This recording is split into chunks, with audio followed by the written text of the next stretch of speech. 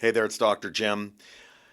Today, my CBD topic is CBD and eating disorders. And it's partially from my book, Living Longer and Stronger with CBD, which is available on Amazon.com. I have been in the world of gerontology, psychology, psychiatry, geropsychiatry, counseling, psychotherapy for 30 years.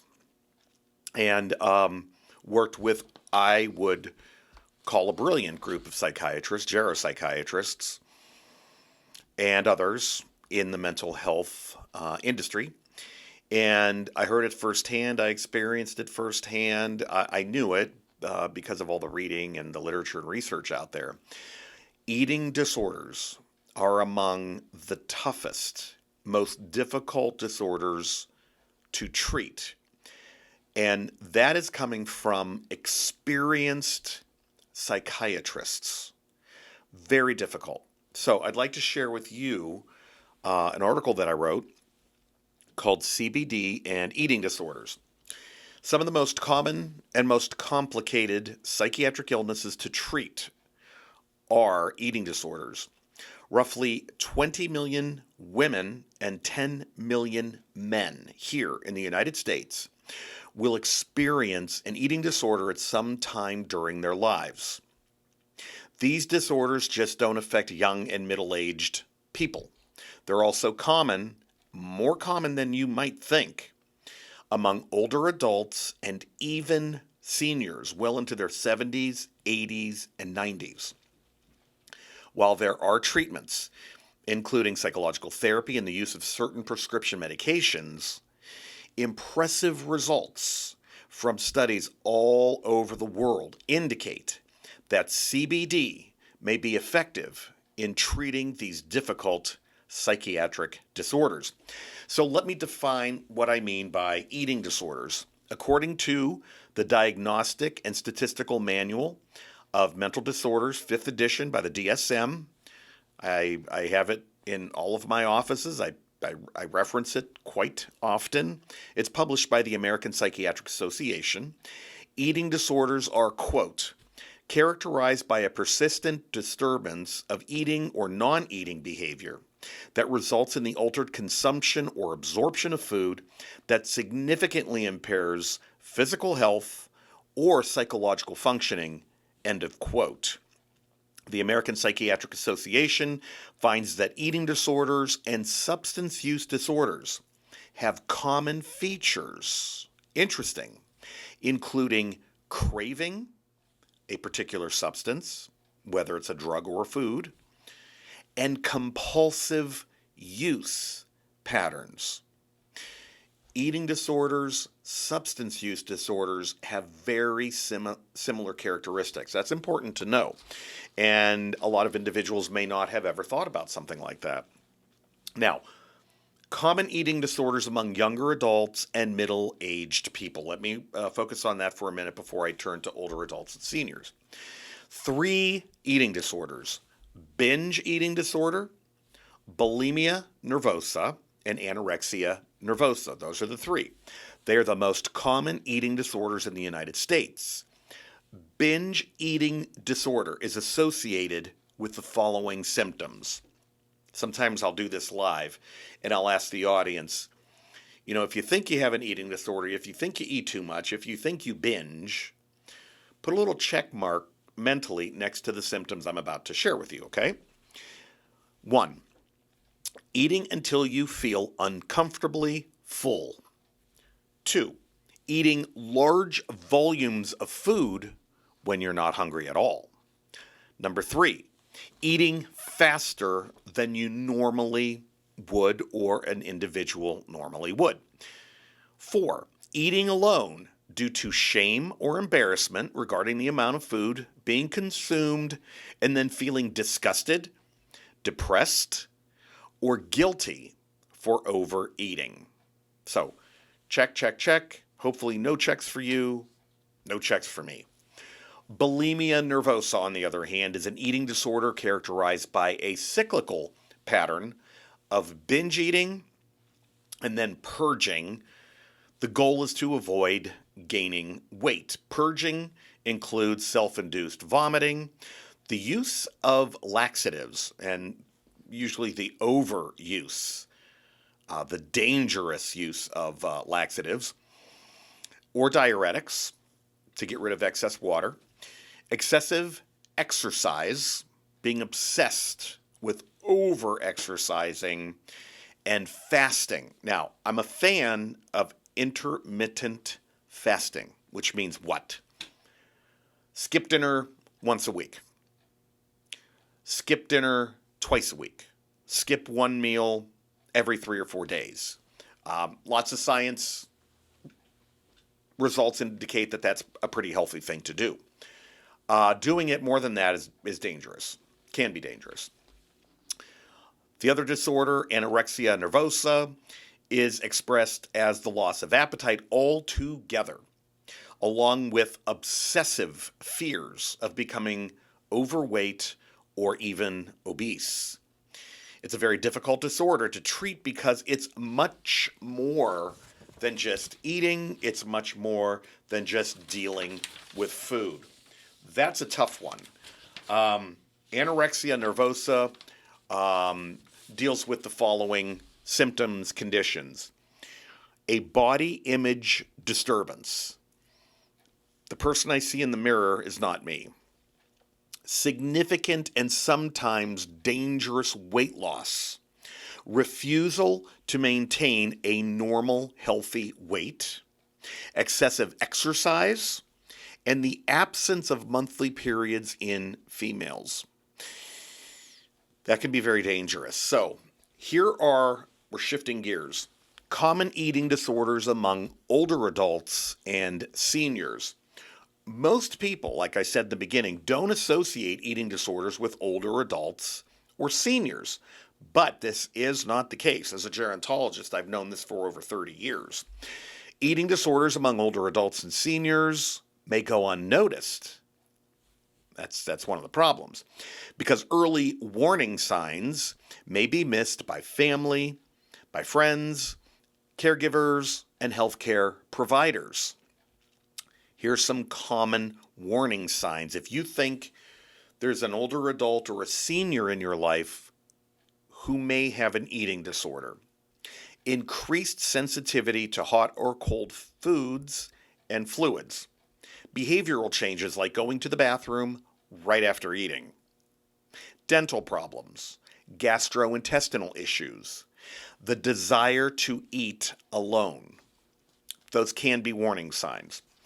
Eating disorders that commonly affect older adults are anorexia nervosa and bulimia nervosa. In fact, late onset eating disorders may be more common than early onset eating disorders. Older adults may refuse meals, saying that they're not hungry, they're too full, or they just feel sick, and they refuse food. Some might purge, overuse laxatives, have distorted body image, and engage in secretive eating.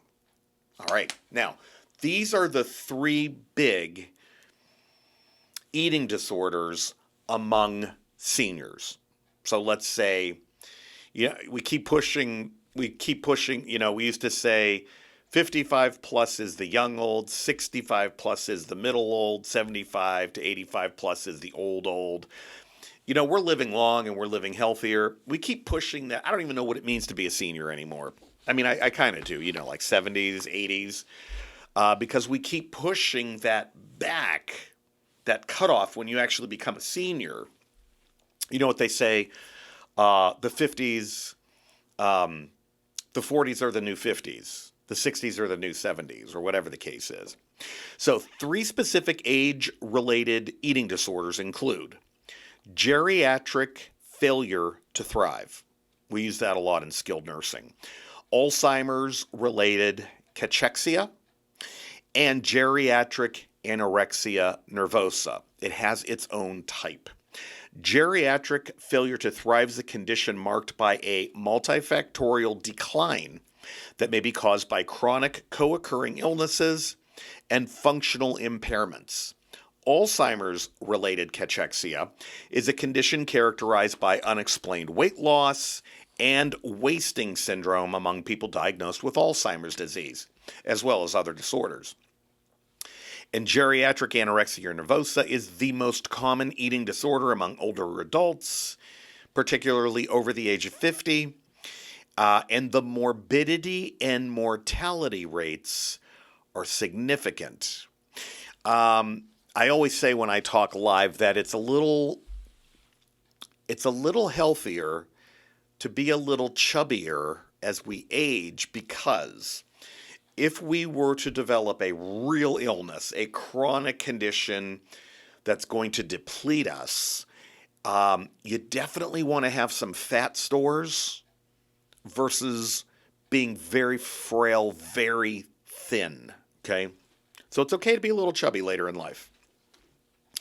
Let me give you the research on CBD and eating disorders, because I think that's why you came here, right? It may be difficult to believe. It was difficult for me. But as far back as 1991, doesn't that seem like eons ago? Researchers were looking into the effectiveness of cannabinoids in alleviating symptoms of cancer-induced cachemia, or the physical wasting, weight loss, and malnutrition associated with certain diseases. And back then they were specifically looking at cancer. But researchers have looked at a lot more since then, okay? Early research also discovered that the endocannabinoid system, very important system inside our bodies, it's everywhere.